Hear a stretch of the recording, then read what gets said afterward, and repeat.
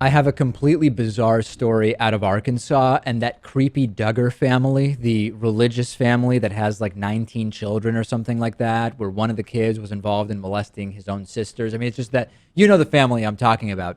Fayetteville, Arkansas councilman John Latour has a huge and long and extensive history of hostility towards the LGBT community, and he's now in trouble for allegedly confronting a woman that he thought might be a man and threatening to wave his penis at her in a packed Arkansas restaurant.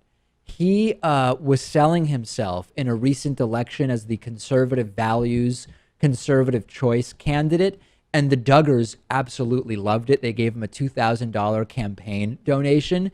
And while he was running for office, he promised he would overturn the anti-discrimination ordinance that Fayetteville, Arkansas had passed. He would do all sorts of stuff that would be as bad as possible for members of the LGBT community.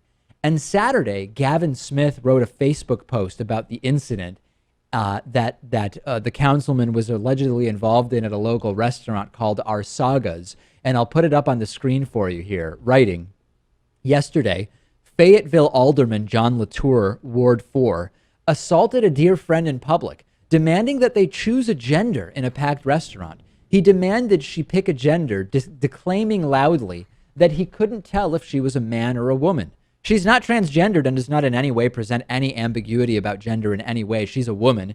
He then explained that he was a man and could prove it by dropping his pants and showing his penis. That is bullying behavior and unacceptable on so many levels. Please call any news outlets you know and alert them to his, quote, protests.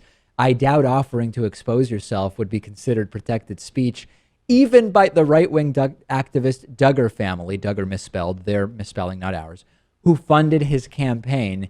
He should be kicked out of office. Now, the Times reports that Latour was asked to leave by the manager of the restaurant, and this led the lawmaker to write a post on his Facebook page saying everybody should boycott Our Sagas because when I threatened to pull my pants down and show my penis to prove my gender, the manager had what is obviously the common sense to ask me to leave. This apparently completely backfired, Lewis. I would actually, you know how sometimes when we hear about a restaurant saying, oh, we have a mandatory gun policy, I would never go to that restaurant. This is a time where we should reward this restaurant because this guy actually said, wait a second. You're bullying a customer. You're threatening to expose yourself, get out. And the councilman is trying to now bring hell upon this restaurant as a result. It shows how obsessed this guy is with probably everything LGBT. Yeah. To the point where he's looking at a woman and feels the desire to walk up to that person in the middle of a crowded restaurant and say this insane stuff. The constant focus on genitalia from John Latour and his ilk is odd. I mean, you're out at a restaurant, right? You're ordering your chicken fried steak or whatever dishes are popular at this particular restaurant.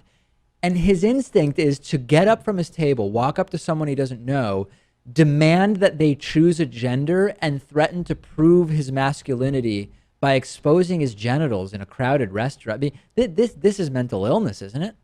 It's worth considering. Yeah, this is an obsession. And maybe he wanted that person to prove to him what was underneath the clothing. And absolutely no reports about the size of Latour's hands. You will be interested to know, Lewis. Absolutely zero reports about that. Well, nothing came out of any of his whatever clothing. Everything stayed nicely wrapped up and behind closed doors. I think we can all be thankful for that.